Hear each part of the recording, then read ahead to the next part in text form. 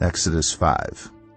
Afterward Moses and Aaron went to Pharaoh and said, "This is what the Lord, the God of Israel, says. Let my people go so that they may hold a festival to me in the wilderness." Pharaoh said, "Who is the Lord that I should obey him and let Israel go? I do not know the Lord, and I will not let Israel go." Then they said, "The God of the Hebrews has met with us. Now let us take a 3-day journey into the wilderness to offer sacrifices to the Lord our God, or he may strike us with plagues or with the sword." But the king of Egypt said, "Moses and Aaron, why are you taking the people away from their labor? Get back to your work." Then Pharaoh said, "Look, the people of the land are now numerous, and you are stopping them from working." That same day Pharaoh gave this order to the slave drivers and overseers in charge of the people: "You are no longer to supply the people with straw for making bricks. Let them go and gather their own straw, but require them to make the same number of bricks as before. Don't reduce the quota. They are lazy. That is why they are crying out, 'Let us go and sacrifice to our God.' Make the work harder for the people so that they keep working and pay no attention to lies." Then the slave drivers and the overseers went out and said to the people, "This is what Pharaoh says, I will not give you any more straw.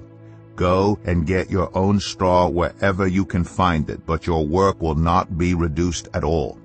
So the people scattered all over Egypt to gather stubble to use for straw. The slave drivers kept pressing them, saying, "Complete the work required of you for each day, just as when you had straw." And Pharaoh's slave drivers beat the Israelite overseers they had appointed, demanding, "Why haven't you met your quota of bricks yesterday or today as before?" Then the Israelite overseers went and appealed to Pharaoh, "Why have you treated your servants this way? Your servants are given no straw, yet we are told, 'Make bricks.' Your servants are being beaten, but the fault is with your own people." Pharaoh said, "Lazy, that's what you are, lazy. That is why you keep saying, 'Let us go and sacrifice to the Lord.' Now get to work. You will not be given any straw, yet you must produce your full quota of bricks." The Israelite overseers realized they were in trouble when they were told, "You are not to reduce the number of bricks required of you for each day." When they left Pharaoh, they found Moses and Aaron waiting to meet them, and they said, "May the Lord look on you and judge you. You have made us obnoxious to Pharaoh and his officials, and have put a sword in their hand to kill us." Moses returned to the Lord and said, "Why, Lord? Why have you brought trouble on this people? Is this why you sent me?